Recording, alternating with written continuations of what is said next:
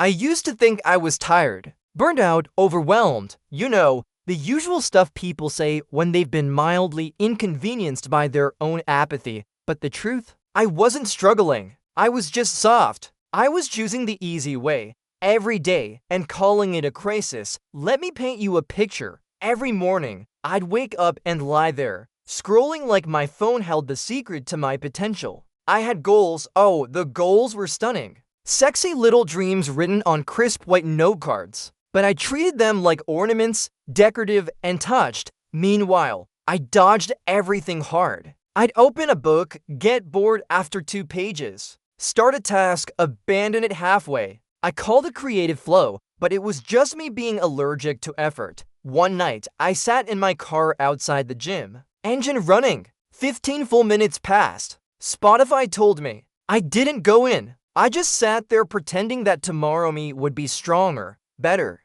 more committed. But spoiler, tomorrow me was the same coward in sweatpants. Then it happened. I saw a girl in the gym I'd followed online. Same city, same age, same 24 hours. She was killing it, shredded, focused, moving with intention. I'd watched her transformation over months while I transformed into someone with a DoorDash VIP badge. That night, I didn't sleep. Not out of jealousy, but because something cracked. I wasn't stuck. I was lazy. I wasn't battling depression. I was addicted to comfort. And worse, I was dressing it up like a struggle so no one would call me out, including myself. That was my turning point. No magic. No motivational anthem. Just brutal honesty and the gut punch realization that I was the architect of my own stagnation. Every skipped rep, every Netflix binge, every snoozed alarm, all of it was me choosing soft. So I started doing what I didn't want to do.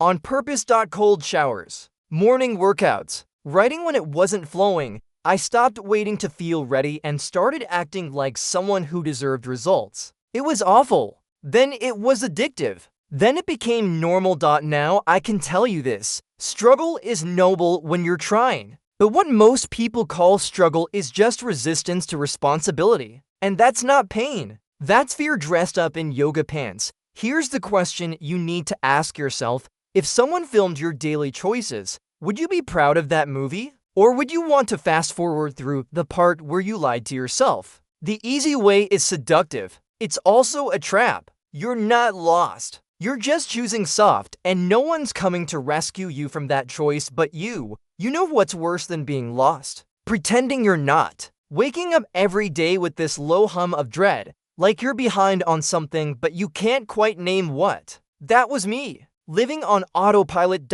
I had plans. The kind of plans you brag about to friends but never actually execute. Start a business. Get in shape. Write a book. You know, the Mount Rushmore of I'm gonna lies. But every day followed the same pathetic script. Wake up tired, even though I slept 8 hours like a champ. Check my phone before my own pulse. Scroll through people doing the things I claimed I wanted. Feel a little smaller, a little slower, then I'd make a list. Not to actually do the things, but to convince myself I was serious about doing them eventually. The list was theater. I was just cosplaying ambition. I'd tell myself I needed to feel inspired, that I was waiting for the right time. But really, I was just scared. Scared that if I tried and failed, I'd lose the one thing I still had, the illusion that I could be great. If I just started. So I didn't start. Not really. I dabbled. I flirted with effort. I wore gym clothes to the coffee shop like that counted for something.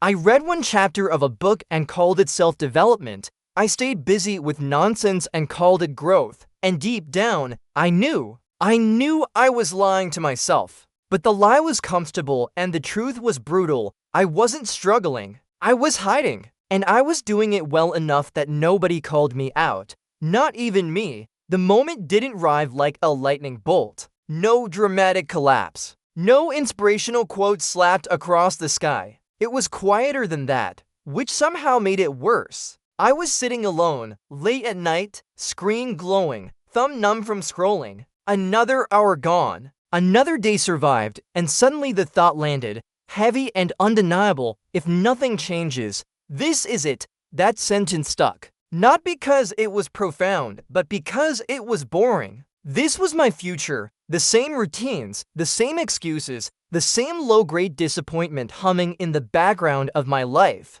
And the worst part, nobody was doing this to me. There was no villain, no unfair circumstance to blame. Just me, choosing comfort like it was oxygen. I replayed the last few years in my head and saw the pattern clearly for the first time. Every time things got hard, I bailed. Every time discipline showed up, I ghosted it. I wasn't unlucky. I was consistent, just in the wrong direction. That realization stung more than failure ever could, because it meant the door had been open the entire time, and I was the one refusing to walk through it. That's when it clicked. The pain I was avoiding wasn't danger. It was growth. And the numbness I'd accepted as normal was actually the cost of staying the same. I didn't feel motivated. I felt exposed, stripped of excuses. And for the first time, that scared me more than trying. So I started doing the opposite of what I wanted. Not in a wow, I love discipline now way. In a this feels like chewing glass, but I'm tired of being my own dead weight way. I stopped negotiating with my weakness. Stopped waiting to feel like it. I built routines like scaffolding around my fragile ambition. It wasn't pretty. It wasn't fun. But it worked. Because the hard things I kept avoiding, they were the very things I needed to become the person I kept pretending to be.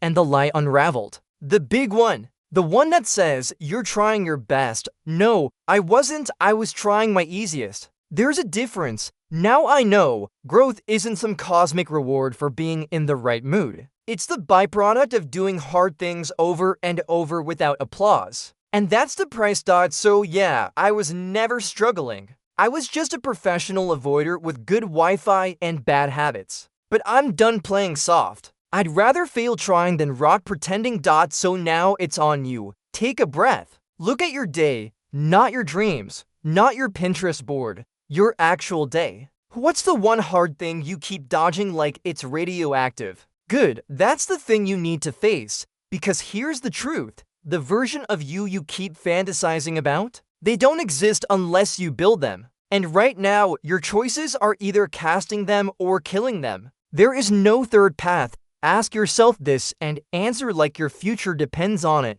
Because it does. Are you struggling, or are you just comfortable calling it that? Don't think too hard. You already know.